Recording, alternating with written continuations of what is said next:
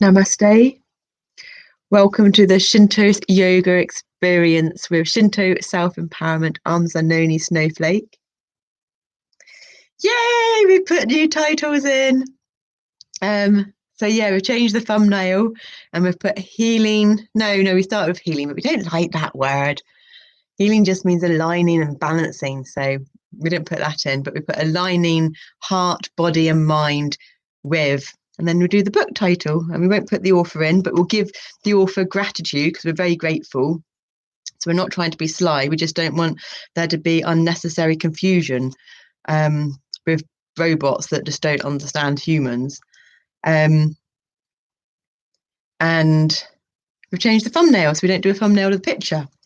So hopefully we're covering all bases to make life easier and not have bridges and episodes come up that could be not necessary, to minimize stress, but also keep the transparency and the integrity. So that was really grateful insights through the active meditation of the previous read with the yoga of sound, and the Venus energies, which then turned into sun energies or Mars energies, I don't know, but we're now currently with Mercury energies, expression, communication, ruler of Virgo and Gemini archetypal energies. And at 5 p.m, it's the wolf moon tonight, and we're on the second day of running Women Who Run with Wolves on the Leo full moon. Oh, exciting. It's now currently 4:37, so 4:38. So in just over 20 minutes, we go into that trend reversal, polarity trend reversal, but it's spiritual. I think it was physical last time. So we've put those in the titles as well because we're dancing with those energies.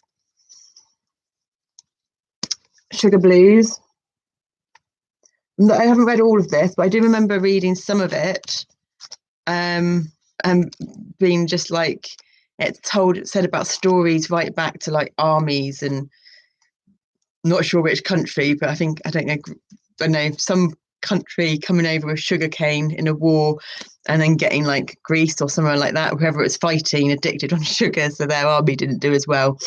I think they lost the war as well. I'm not sure which war it was. And I could have that all. All right, sunset. We're inviting the sunset energies as well, please, at 5:08, because it doesn't matter if it's not exactly on. Yeah, so the details may be slightly wrong, but that made us smile. And we've always had such a sweet tooth, and we love our penny sweets more than anything. So we've been doing amazing not to have any of that. And the only thing, when we do go to our local shop, which doesn't happen very often, it happens about once a month, anywhere from once a fortnight to once every 2 months, because it hasn't happened heaps lately. It used to happen more before the psych ward episode. I think that really did, I don't know, crush any trust we had left in certain things. but we do challenge ourselves to go there. And plus, sometimes we need toilet paper if we run out. So we discovered when we cycled John O'Groats to Land's End with our healing broken collarbone, the person we cycled with, they just naturally, they didn't even have to make an effort. They would just naturally craved whole foods, fruits and vegetables, nuts and seeds. Whereas for us, we never liked any of that stuff, and it's always such an effort to eat it. And then we never felt satisfied, and we just like our junk food, basically. But we've been very good not to indulge in it too much. But then there'd be times, I suppose now I understand, where we're switching to alters and we just weren't in control of it, and we'd go to the shop and we'd just buy heaps of junk food. And especially if we got stoned, sometimes one of our things when we got stoned would we get real bad munchies. So one of our things over this last kind of however many years has been to really learn how to make junk style food, but healthy food, organic whole food, taste really good. So it satisfies us and gets rid of that sweet taste. And we've got really good at making these nut slabs and antioxidant chocolate. And we never like dark chocolate. It has to be milk chocolate as well, or white chocolate. So that it quenches our cravings. We have had to, it's not exactly the same, and it's been a gradual process of going between the two. But yeah, it's been ages since we've had any of that stuff. I think at Christmas we treated ourselves to a few penny sweets that fitted in one of those small 1 litre jars, which lasted us a few weeks, whereas normally we'd have like a 3 litre jar fill up, and it would probably last us a couple of weeks. So we're doing really good on all of that. When we started this, we cycled John O'Groats to Land's End when we were 28, so 2008.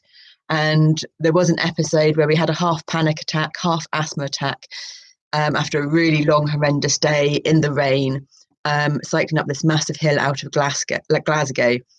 And a whole routine of when we got in, and this is just us, I mean, the other person was really good still at doing it, went out the window. We didn't write anything when we got in. We didn't shower. We didn't do anything. We just ate some crisps, ate some sweets, ate some chocolate, and went to bed.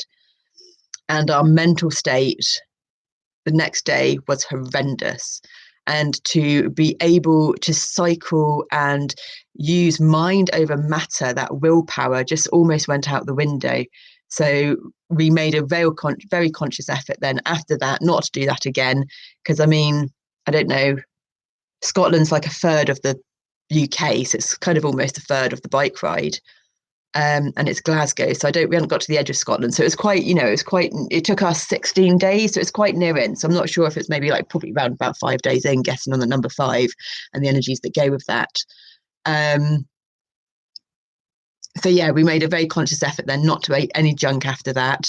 And I think we started a couple of years, or it might be around that time or a couple of years later, we started our Shinto Self-Empowerment Facebook page. And one of the main things on there is the effect of sugar and sweet stuff and the impact it has on the mind. And thinking about it now, we'd always get alcohol blues, and alcohol's full of lots of sugar. I'm sure at some point down the line we'll have alcohol again, but we haven't had alcohol for years because our body couldn't handle it. It would leave us in so much physical pain. And the physical pain is always for us been worse than the mental pain and any emotional pain. So yeah, it goes on. Our description there talks about that a lot. And we've really come a long way since then. We've not had refined sugar for ever so long. We have refined sugar being processed, having goodness taken out of it. We've got to still get our knowledge around all of this, because we have had xylitol, which looks like refined sugar, but I don't think it is. I think xylitol is a natural sugar from the birch tree. But we mainly have our unpasteurized, raw, organic, unheat treated, unfiltered, or whatever honey, because that's really good for your digestive system and your stomach. As long as you don't kill it with boiling water, you have to wait for the water to cool down first before you use it. And we do tend to drink a lot of that, so that ends up quenching our real sweet tooth. And maple syrup is what we use in the nut slab and the chocolate. We also put things like coconut powder, milk powder, and goat's milk powder in the chocolate to give it more of a creamy, milky taste. And then you've got things like rice syrup, date syrup, and other things, but they don't cut it, to be fair, for us. But you can use them with a mixture of other ones. So you've got a few going in at once, and then you've got the goodness and the different variety of frequencies between them all. And the variety of things, the variety of different stuff is a variety of frequencies, which is a variety of energy. So the more diverse one can get of putting variety in themselves, there's the variety, the spice of life, that's on our Shinto page description as well, then the more we are physically experiencing a variety of frequencies, a variety of energy, so in our understanding and our perceptions, the more we're able to communicate with energy and understand different energies, because we have quite trouble with language and words, and therefore trouble understanding the language of energy, hence using our fun tools like tarot and oracle and other things to comprehend energy and what it's trying to tell us, or consciousness. Different individual expressions of consciousness, it's different individual expressions of frequencies, or patterns of frequencies, or collections of frequencies. Everything everywhere has its optimum resonant frequency. Every organ in the body has its optimum resonant frequency. So if an organ in the body, or a system in the body, a system in a body would have its optimum resonant frequencies, which is each optimum resonant frequencies of each organ functions up that system. And if it's not functioning properly, then sound, everything wants to go back to its original best vibrating thing. So if that frequency comes in, then it will be naturally drawn to going back to that frequency, because that's its home frequency. So hence why we've got all our human organ tuning forks, our self-radio tuning forks, our Fibonacci tuning forks, blah, blah, blah, blah. So when you bring in the frequency of the muscles, or you bring in the frequency of the blood, or you bring in the frequencies of the spleen, or the bones, or the brain, lungs, etc., then that will harmonize and bring that organ or blood or brain or whatever back into its optimum resonant frequency. Now, if it's really out of balance and out of alignment, it will bring it back, or it might struggle to bring it back, or it'll bring it back and then it'll go out again. So that's why one has to develop all aspects of their being, each chakra, at the same time. So it's not just about focusing on your physical body, the red root chakra, by what you eat and you exercise. It's also about focusing on your mental body, the third eye chakra. It's also about focusing on your heart chakra, because if you think of it like a seesaw in a linear perspective, when it's not linear at all, but if you can think of it in a linear perspective, the seesaw has a central pivot of balance in the middle. You've got the pivot triangle in the middle. Really nice clicks in the finger there, very subtle. So if you take the line of the chakras at red from the bottom, green in the middle, the heart, and crown at the top, put that into a seesaw, your heart is where your balance is. So we always aim to go to our heart. Our heart's been very broken and not been able to hear it properly, but we always tend to try and attempt to go to our heart first. And because we can't go to our heart in our physical body, we will bring ourselves to our heart either from the tuning fork of the heart chakra, either from 528 hertz in music on the laptop, depending whether we're trying to stay away from technology or not, by looking at the color green, by being in nature. So there's different modalities where we can access ourselves to put ourselves back into that anchor point of the heart first, so that we don't go down too low and be too grounded, or go up too high, but we can then work on all the other aspects of the chakras, the bodies, etc., etc. Yeah, I think we've covered. We just wanted to make sure we shared about the different types of sweet stuff we have that's all natural and not processed. So understanding diet and nutrition for us has been exceptionally hard, because there's so many different theories and concepts, and different people say different things, and it's just like, oh, gets too much. So one of the things that we found which really helped us, because we didn't really understand the whole foods thing either. I mean, we're quite pedantic. I suppose it's the younger alters. Whole food is an apple that's not chopped up. So for us, the best way for us to understand it was we heard once, if it's got lots of ingredients in it, it's highly processed. If it doesn't have many ingredients in it, and you know most of the words, it's pretty natural and not processed. So one of our favourite phrases has always been, God made grass, man made booze, who do you trust? It's one of those little tin things. So stuff that's been highly processed and doesn't have much natural ingredients in it is generally really bad for the body. The body doesn't know what to do with it, so it doesn't know whether to process it and digest it and do something with it in the body, and it doesn't know how to eliminate it. It's just like, whoa, glitch in the matrix, information we don't understand. Okay, let's just wrap it up and shove it over there until maybe we know what to do with it or something. And this is why EDS body is really good, because an EDS body is super hypersensitive. And when stuff goes into the body, like in the olden days, if it was a poison berry or something, the body would eliminate it like that. And if it was good, the body would process it and do what it needs to do with it like that. If it doesn't know what to do with it, it stores it in fat cells, stores it around the body, and basically builds up toxins in the body, which will affect someone that's super hypersensitive sooner than someone that isn't super hypersensitive and that doesn't feel their body or is disconnected, which is kind of on roughly the average person. If you talk about average or a normal person being the average type of person. So again, the normal person, the average type of person, has a lot to learn from people that are hypersensitive, because they may think, well, you can't eat that because it does this to you. I can eat it and I'm fine. It's like, well, no, you're not really fine. You're just not sensitized to it enough. So we can learn from them, go, okay, they can't eat that. Maybe I shouldn't eat it either. My body's going to function in the same way as them. Hence why cancers build up and all kinds of things build up from processed food. Sadly, we're not going to have time to get onto the foods that heal, foods that harm, life-changing foods. We did have an amazing book on cancer and foods and eating. But yeah, so more really lucky gifts of the ailments and the disorders, of how it allows us to understand and communicate with our body, even if we don't quite understand the language that it's being communicated in. We've got the secret language of the body book, but that is a language that we can learn. We get the physical sensations of dis-ease, uncomfort, and it's our choice whether we're going to listen to that and attempt to learn about it and speak to it and ask it what it needs, or to just ignore it and suppress it so it gets worse, and then we cause extra damage on ourselves. And of course, none of this is conscious. We've spent years doing this. It's been a long learning curve. We've given ourselves a lot of guilt, a lot of pain, all kinds of things. And that's the whole point. There's no blame, there's no guilt. There just is what there is. And denial is our friend. But when we find out new information that releases some of those layers of denial, it is then a conscious choice of whether we choose to apply and act on that new information or not.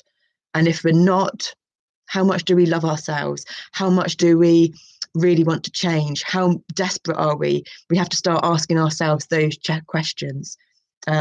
This is what we've done anyway, and this is what we're sharing. So Sugar Blues, thank you so much, William Dufty, by William Dufty, the classic #1 health bestseller that exploded the sugar myth and inspired a health revolution.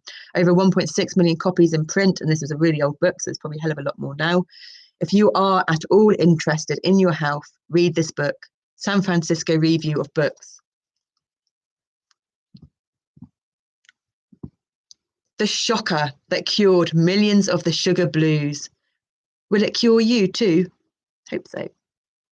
It's a prime, and it doesn't mean you have to cut out alcohol. Just start buying organic alcohol. Start making your own and having fun. We love elderflower champagne, so that's one of the things we want to start doing. And you can make it out of anything. God, I remember in one of the little islands off Bali, and was lucky enough to meet this guy that wasn't interested in, I'm sure if we had offered it, he probably would have been, but wasn't interested in any money or anything else. Took us around the little island, I can't remember what it's called, and then took us to his like uncle and auntie, his family, in this little bamboo shack. And it's like same but different to England. So they didn't put the kids to bed or anything, the kids put themselves to bed.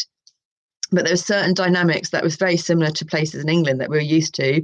Whereas, they only had one little lounge. It was literally a bamboo shack where you had to go toilet, and they were kind of a bit embarrassed at first, and because the toilet only had, you could see from your top half up, and it didn't have a back to it. So if there is anyone going past in a boat or in the water, then they got to see you doing your business, basically. But we needed the toilet, and you live like that. You live how the culture lives where you go somewhere. We live how the culture lives when we go somewhere, because we want to experience the culture. We want to experience the people. We don't just want to be the icing on the cake.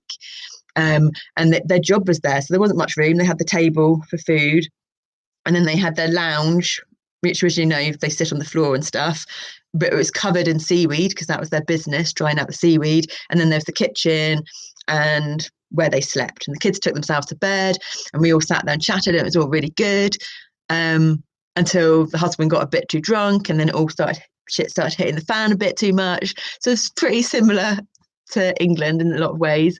And then we asked to be taken back to where we were because it all started getting a bit uncomfortable. But it was fun up until that point. But yeah, we were talking about they drank stuff made out of rice. You get alcohol made out of potatoes. You can make alcohol out of so many things. So if you get organic rice, organic brown rice, organic potatoes, if you've got a wheat intolerant, probably it's not so good to make beer, but you can make other beers and ales and cider out of apples. All kinds of things. So you can start having fun and start playing. And when you make things with your own hands and with these natural ingredients, you're creating. It's art. You're having fun, but you're making something then that you're also going to put back in your body. So there's that loop, constructive loop of information, free information, data, frequencies, energy going out of the senses, into the senses, into the senses, out of the senses.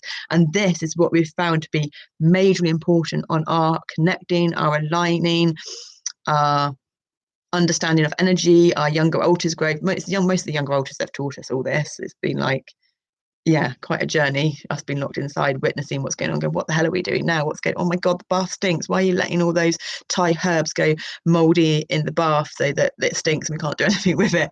But it's all to get bacteria in. To get the more the bacteria in, the more you do the probiotics in the intestines and the guts, which then heals. So there's all this subconscious speaking by taking over the body through these alternate personalities, while the conscious mind just sits back and witnesses, because we've been on this mega and still on this mega journey, but it's not being quite so to and fro now.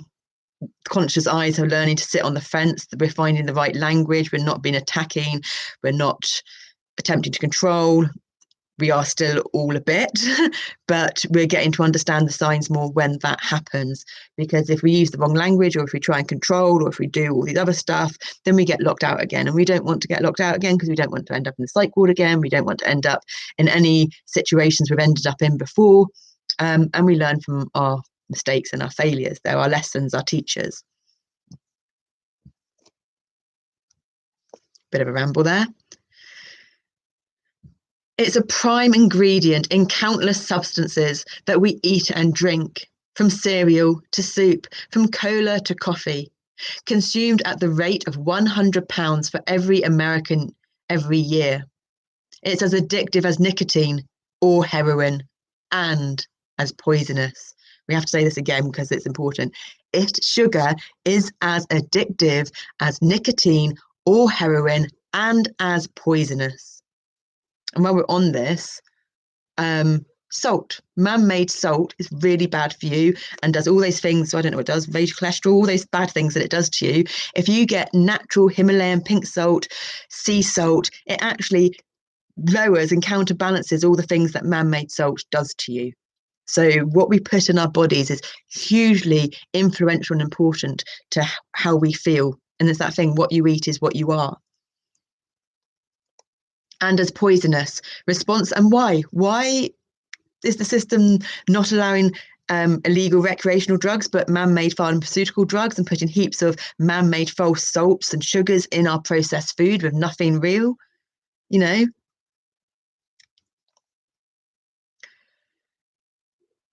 And as poisonous. Responsible for modern plagues ranging from depression to coronary thrombosis. It's sugar.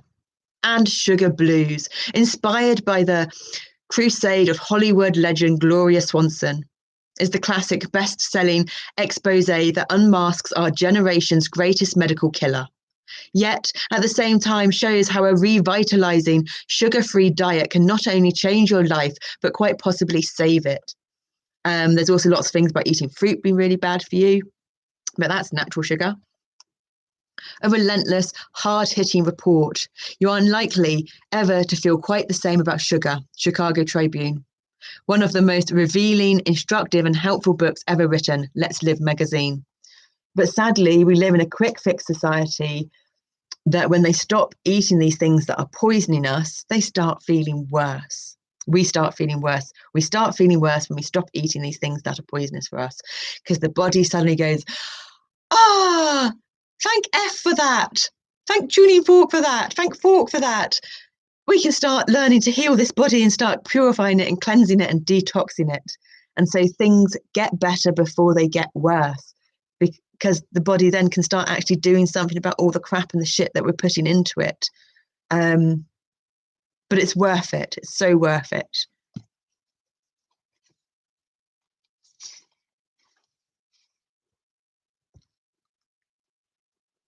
The mind truly boggles when one glances over what, and we always put our name in the start of it. This belongs to Snowflake Neve. Please return at some point if it's been lent to you, as I always forget and lose so many great books. Peace, love and happiness. Smiley face, kiss, kiss. So if you're lending books to people and not getting them back, put the name in them, because they just forget as well. But if they open it up and they see the name in it, they'll give it back to you. We got one sent back to us in the post not so long ago, actually. The Body and Mind, the Da Vinci man on it. The mind truly boggles when one glances over what passes for medical history. Through the centuries, troubled souls have been barbecued for bewitchment, exercised for possession, locked up for insanity, tortured for masturbatory madness, psychiatrized for psychoses, lobotomized for schizophrenia. How many patients would have listened if the local healer had told them that the only thing ailing them was sugar blues? Superb and scary Detroit Free Press. Readers who want to feel better, look better, and enjoy life more. To say nothing of those just looking for a good book will certainly be attracted to Sugar Blues, Publishers Weekly, and from Health Food Retailing. Rarely has scientific information been made so entertaining. William Dufty has gloriously performed a service for us, a fascinating story that even skeptics can enjoy. Sugar Blues is bound to become a health classic. Like to hear if you see this recommended at your doctor's surgery. For Billie Holiday, whose death changed my life, and Gloria Swanson, whose life changed my death. Sugar. Refined sucrose, C12H22O11. So I think that's 12 atoms of carbon, 22 atoms of hydrogen, and 11 atoms of oxygen. I'm not sure, but the reason I'm saying that is because when we meditate and do all this stuff, and we ask those questions and we say this out loud, the answers start coming to us really easily. Whether it's through an advert on YouTube, a post on Facebook, just some inspiration, I don't know, the answers come. Produced by multiple chemical processing of the juice of the sugarcane or beet and removal of all fibre and protein, which amount to 90% of the natural plant. Now, one of the things I'd heard a lot about was you can never say syphilosophus. I have to say, I always say that wrong. It's like Pisalis. We used to call Pisalis fruit syphilis. We'd offer it to when we were like bar manager and waitresses and stuff. Here's your syphilis. So your probiotics is your acidophilus and all those, and it's really important. But just as important as probiotics is your prebiotics. And the prebiotics are the different fibers that help your gut. So that's why eating fruit's really good for you, because it's got the fiber in. Doing juices and taking it in that form is really good if you find it hard to digest and you need a quick hit of nutrients or sugar for whatever reason. But if you, like anything, if you're doing something not in moderation, it then becomes harmful. It's when stuff's in moderation that it's okay. So we may find it hard to digest fruit and the rest of it, but if we then combine it into eating some raw, fresh fruit, stewing fruit, you're still getting the fibre, but you're changing the molecular structure to make it easier. Freezing fruit changes the molecular structure, so it makes it easier to digest and eat. So if you're stewing it and then freezing it, there's a double impact to make it easier. And then juicing it. So you're giving yourself 4 different modalities of intaking of fruit, because fruit is what holds the antioxidants which help purify the body and release it from free radicals. Now, you don't want to be completely released from the free radicals, because the free radicals cause the movement that give us energy, but it's the positive ions, or the positive protons. but we don't want, it's a positive one, but we don't want too many of them, because we want the negative ions, because it's negative ions that come and then hug the positive protons to keep the balance. It's only when we have a build-up of free radicals, a build-up of the positives, we then have a build-up of stuff that causes our diseases, our cancer, our ailments, our inflammation. Inflammation then causes a whole array of other things. So with our bread, for instance, because we do like our bread and things like that, we try and make our own sometimes. We've got a bread machine, but we also get the packet mixes. We'll generally put it into the freezer as soon as we can, cut it up, put it into the freezer. We then tend to find we eat it less as well. Otherwise, we tend to binge on it a bit. But it's also easier to digest than when we do have it. We're just having a pressure clearance between our third eye chakra and our ears. And some ringing. There we go.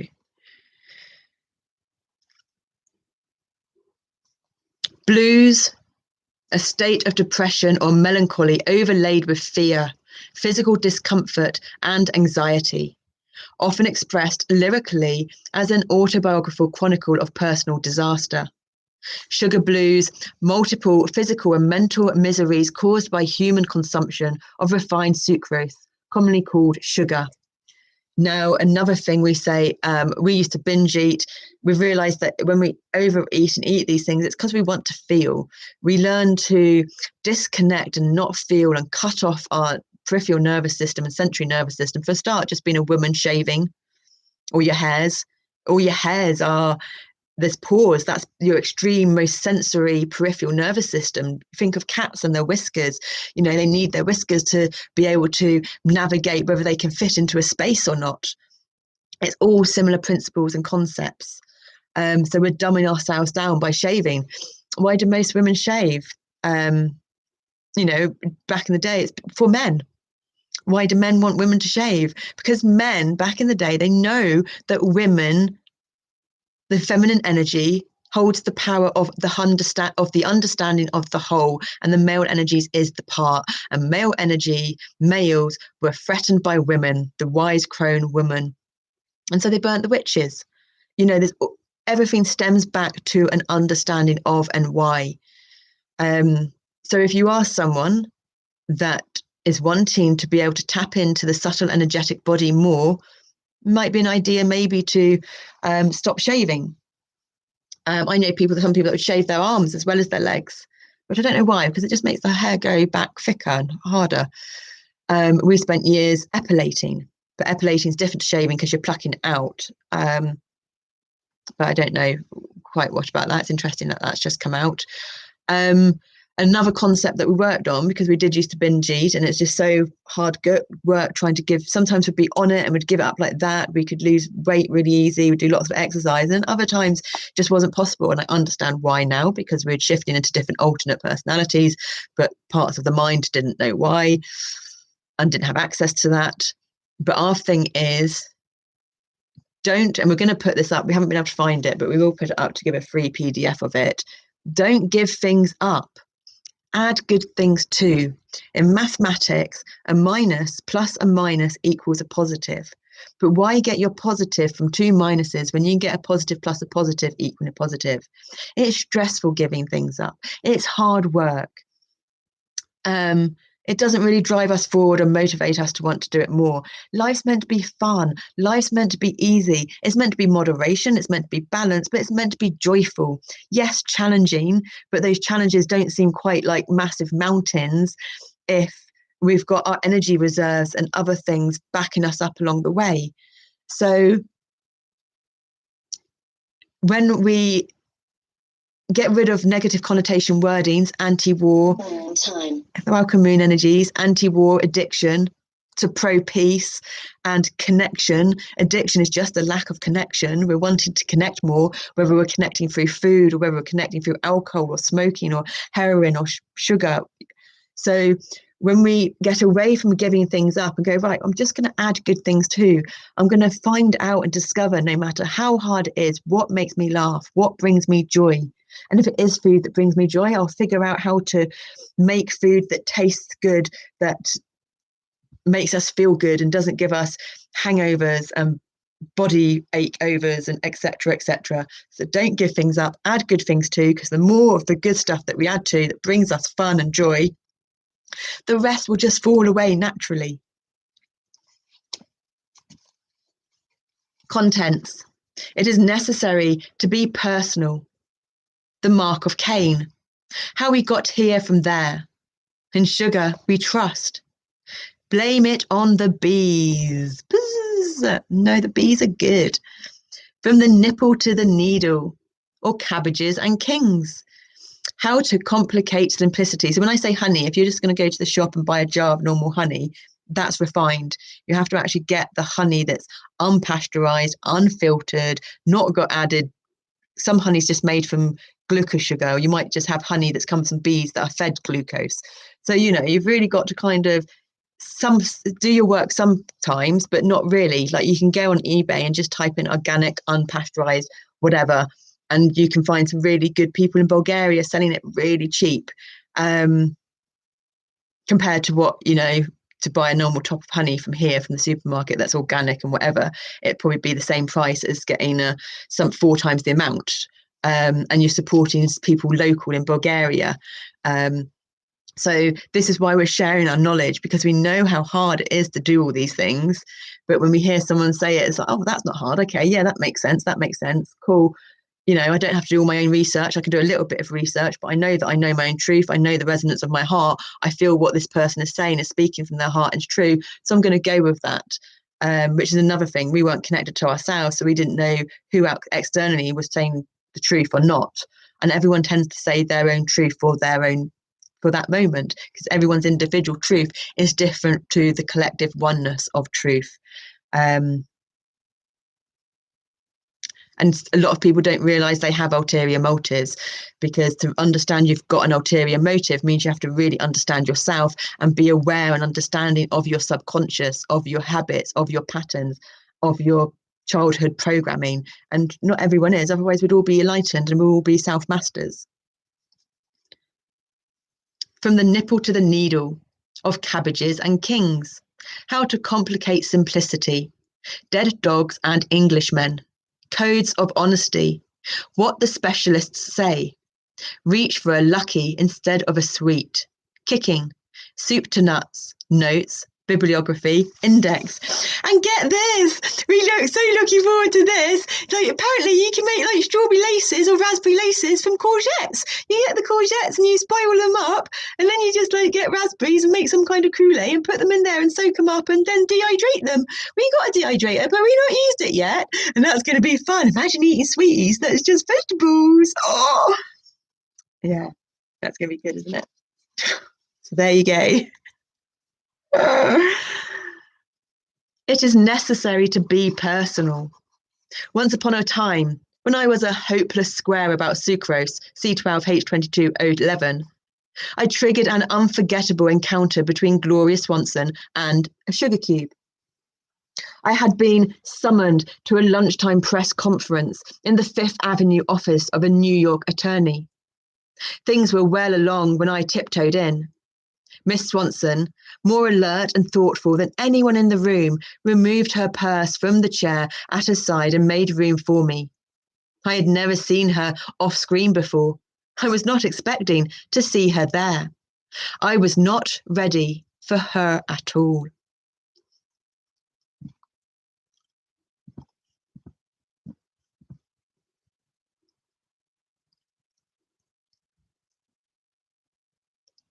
A caterer's coolie arrived with the picnic.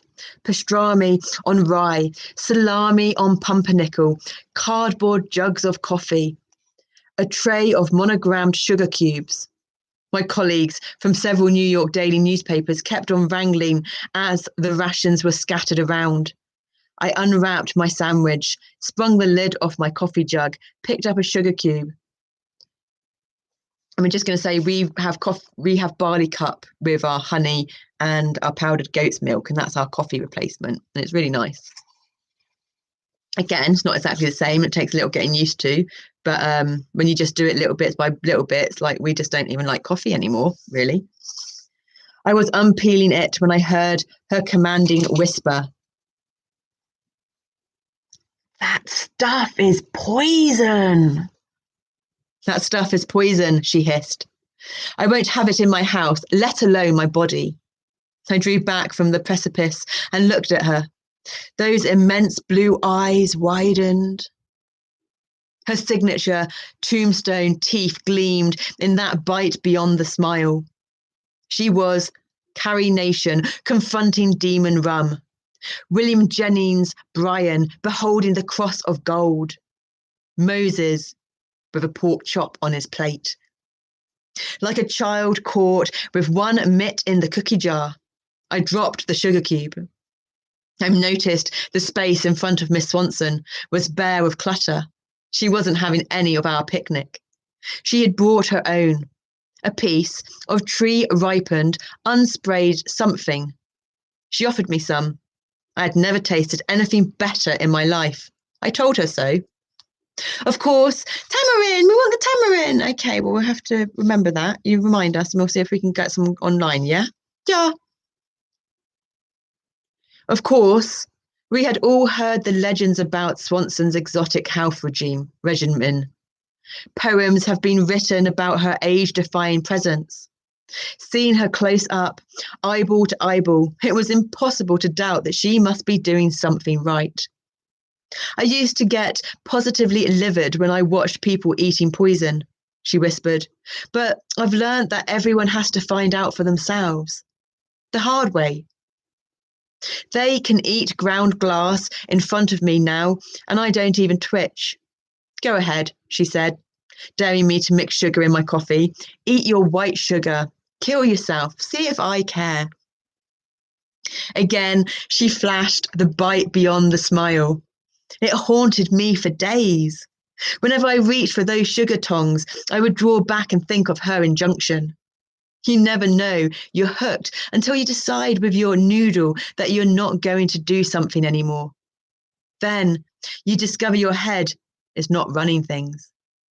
I discovered I had a sugar habit and a big one. I wanted to kick it, but I didn't know how. I'd had it for years. I must have been hooked very early because my earliest memory of mealtime at home with the family was a kind of purgatory of meat and potatoes, which I suffered through in order to get to heaven, a sweet dessert. Yeah, we used to, when we were really younger, we used to steal money from our brother or our father and go to the shop and buy stuff. Buy stuff we didn't even like Ginster's pasties and boxes of chocolates. And we'd even eat the coffee one. And it wasn't until we were about 10, and I think we were, or maybe, I don't know, we don't have any memories below, we don't really have any memories below 10, but maybe 10 to 13. It was whatever age we got rid of our captain's bunk, which was like a desk, a wardrobe, and a high up bed, and we used to sleep in behind it sometimes. And when we got rid of that, underneath the wardrobe, there's a little bit of a gap, and it was full of like junk food wrappers and all kinds of things. And it was when we were 15, I think, that we completely kind of stopped eating, really.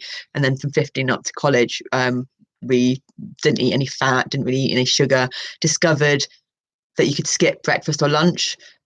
But it's better to skip breakfast, because if you ate breakfast, you got hungry for lunch. But sometimes if we got really hot or something, we'd feel really sick, and then we'd just have a hot chocolate with a bread roll from college or something. So yeah, our eating habits have been to and fro all over the place. Grandma, and we always had to finish our plate, so we always overate because we always had to finish our plate, and we basically get given the same as our 3.5-year-old brother, and who had hollow legs and was like really tall, and our father. So yeah, weight issues, body dysmorphic, bit of bulimia, dyslexia, anorexia, but never majorly so, because we'd switch alters. So it's different alters that hold those different disorders. Grandma always kept a £100 bag of good Michigan beet sugar in the pantry off her kitchen with a generous tin scoop on top. When I picked dandelions for her during Prohibition, she washed them and put them in a huge crock to soak, sprinkled sugar and lemon over them for speedy fermenting, and thus produced bootleg wine. I remember her scattering sugar on the tops of cherry and apple pies, in cookies and fried cakes, and in huge boiling vats of peaches and plums at canning time in the autumn. Sugar went into tomato relish and all kinds of pickles, sweet and sour. When we came home from school, Mrs. Moulton, our neighbour and full-time cook, would give us fresh baked bread spread with butter and heaps of brown sugar on top. It is possible to remember, but hard to believe, what it was like to live in a small Midwestern town of 50 years ago. That is gone forever. The family controlled what children put into their stomachs completely and utterly. We had very little to say about it. Our parents were our protectors. Everyone knew what they would permit and what they would not permit. It was no more possible to sneak a hamburger or a Coca-Cola than it was to rob a bank or miss church on Sunday. We also were really fussy. We were trouble when we were in our mum's stomach, apparently. We never ate as a baby, or it was really hard to feed us. And then we never liked tomatoes, and I don't think we liked onions and stuff. And our father used to have set meals for set days. Monday was spaghetti bolognese, chili con carne on Thursday, mash and bangers on Wednesday. Friday was like fish and homemade chips, pizza on Saturday. So when it came to spaghetti bolognese, we had pasta and cheese. When it came to pizza, we just had pastry, tuna and cheese. So interesting. It makes me wonder, the body I think the body knows what it needs. So it'll be interesting down the line when we develop this more, not now because we're only just getting into cooking and doing things again, but when we develop it more, to see how things progress. And maybe onions and tomatoes, we'll do I think it's called an eliminatory diet, where you cut certain things out, or you cut everything out and then you bring things back in and you analyze it. But that's way down the line that we'll do that. Or it feels way down the line that we'll do that at the moment, considering it's been 4.5 years almost since the seizures and 1 year since the psych ward. Things are slow. But welcome to our life. This is our life purpose now, we realise. The town only had one restaurant, 48 minutes. It had once been a saloon. If I walked into a local emporium with a nickel to buy something edible, the owner would have called my father at his office, and I would hear about it when he came home. The 3 grocery stores each had candy counters, and the drugstore on the corner had a soda fountain. Ice cream was something you had on a Sunday and you made it yourself. On state occasions, it might be ordered from the drugstore and delivered on the run by a local track star. Dry ice and freezers were something out of the year 2001. Breakfast, dinner, and supper were eaten at home, with Mrs. Moulton as warden, or not at all. There was no way to open the icebox without her watchful presence. Then we became the first family in town to have a Frigidaire. Homemade ice cubes were an invention more wondrous and mysterious than the radio. The cellar began to fall into disuse. Canning began to give way to store-bought things. Soda pop, Coca-Cola, and the like of soft drinks simply did not exist for us. Canada Dry Ginger Ale. We're probably not going to read this all because it's quite long. Canada Dry Ginger Ale was around, but that was part of Daddy's prohibition stash. Something for grown-ups to drink sometimes with their Canadian hooch. It was years later, when I was 8, that a visitor from the outside world introduced the decadent idea of floating ice cream in a glass of the stuff. Coke float, that's so yummy. We might have known about such things earlier had we been permitted to view those corrupting movies, but they were beyond the pale, across the other side of the railroad tracks. Cotton candy and other confections sold at fairs and bazaars were as verboten as films. It will make you sick, we were told, when we noticed other youngsters eating it without going into convulsions. We would call this to our parents' attention, but such pseudoscientific evidence never cut any ice. I think we were allowed 10p's worth of penny sweets on a Sunday. So yeah, we had quite a strict upbringing in all those areas, because that's probably what our father had.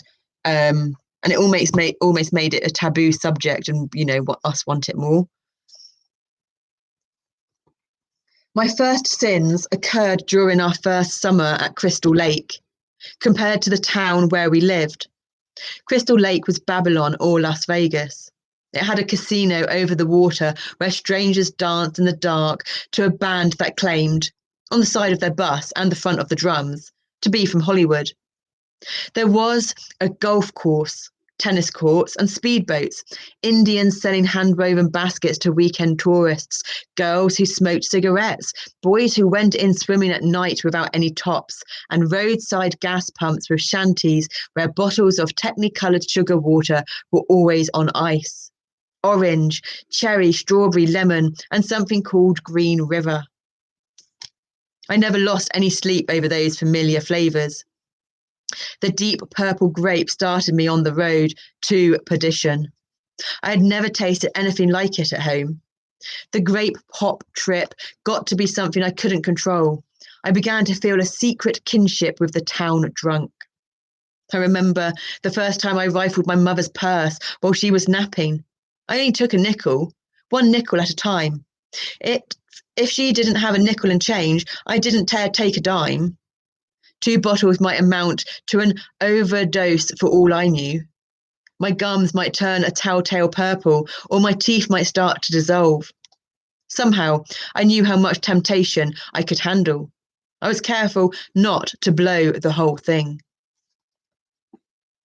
And yeah, it goes on. It's a bit longer and we want to read it, but we're learning moderation. Namaste. Welcome to the ShintoSE Yoga experience with Shinto's self-empowerment and Zanoni Snowflake Purcell. Enjoy the rest of your evening, day, week, whatever it is. Take care.